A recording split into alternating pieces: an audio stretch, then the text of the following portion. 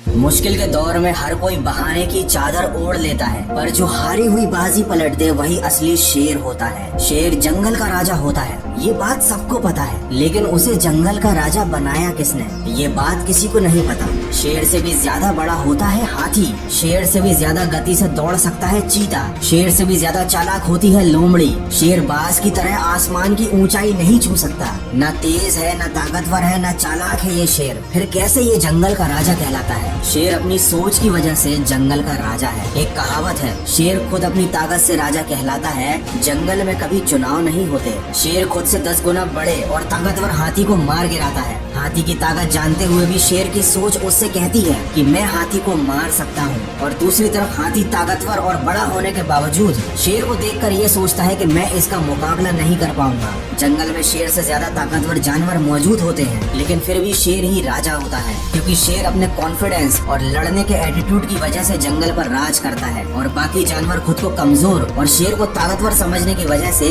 शेर से नहीं जीत पाते। याद रखना, अगर आप में काम को लेकर ऐसा एटीट्यूड और कॉन्फिडेंस है कि मैं इस काम को कर ही लूंगा, तो आपको दुनिया की कोई भी ताकत जीतने से नहीं रोक सकती। अगर शेर की तरह जीना है तो सबसे पहले उसकी तरह निडर बनना सीखो। याद रखना, बलि हमेशा बकरे की दी जाती है, शेर की नहीं। वो जंगल का राजा इसलिए है क्योंकि वह मानता है, उसके मानने के कारण ही वो जंगल का राजा बना हुआ है। वो अंदर से इस बात को महसूस करता है, जिस दिन वह खुद को राजा मानना बंद कर देगा, उस दिन वो जंगल का राजा नहीं रहेगा। हमारे जीवन में भी सुबह उठने से लेकर रात को सोने तक पूरे दिन हमारा खुद पर यकीन ही हमारे दिन को संचालित करता है। हम परिस्थितियों के सामने हार न मानकर उनसे लड़ते हैं, या उनके खिलाफ हार मानकर चुपचाप समर्पण कर देते हैं। ये इस बात पर निर्भर करता है कि हम खुद पर कितना यकीन करते हैं। जिन लोगों को अपने आप पर अटूट विश्वास होता है, वो विपरीत परिस्थितियों में 2-4 कदम पीछे जाने से नहीं हिचकते। वे कदम पीछे हटाने में जरा भी नहीं घबराते, क्योंकि वो जानते हैं कि परिस्थितियों के अनुकूल होते ही वो बहुत तेजी से आगे बढ़ेंगे।